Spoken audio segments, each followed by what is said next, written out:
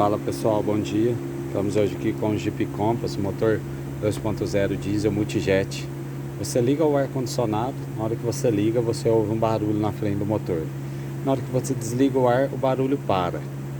O barulho só dá na hora que você liga o ar-condicionado. Faz... Tá o vídeo aqui embaixo do barulho para vocês verem. Nesse vídeo eu vou mostrar para vocês qual era a causa desse barulho, como que você resolve ele, qual peça nós trocamos.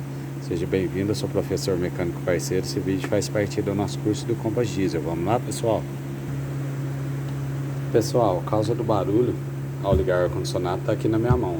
Essa peça aqui, ó, é o compressor do ar-condicionado, certo? Ela fica girando livre, essa polia aqui, onde vai a correia dele, correto? Quando você liga o ar-condicionado, aí roda o centro da polia, que é o eixo do compressor, certo?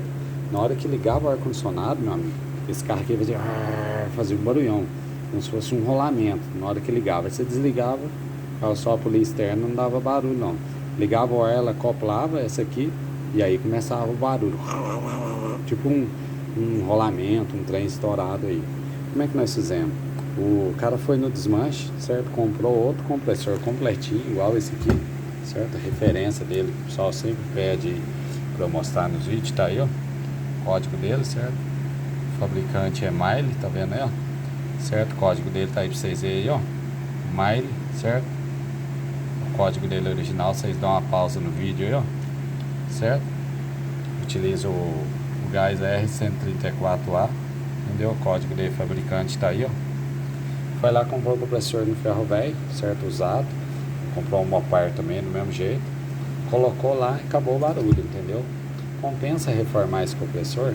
Pessoal, veja bem, com a nossa experiência aí e o que a gente tem pegado, certo? Toro, Renegade, Compass, não vale a pena hoje em dia reformar compressor, não. O custo da peça dele fica muito caro.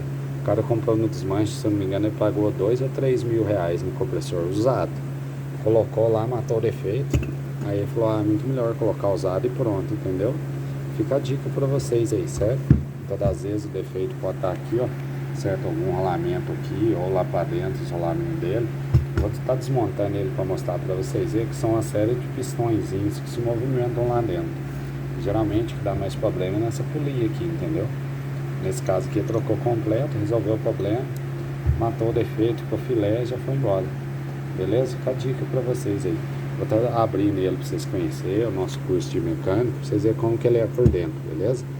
Deixe seu comentário, assista nossos vídeos, nosso curso aí. Se lembrar de alfinetar, eu deixei aí na descrição aí.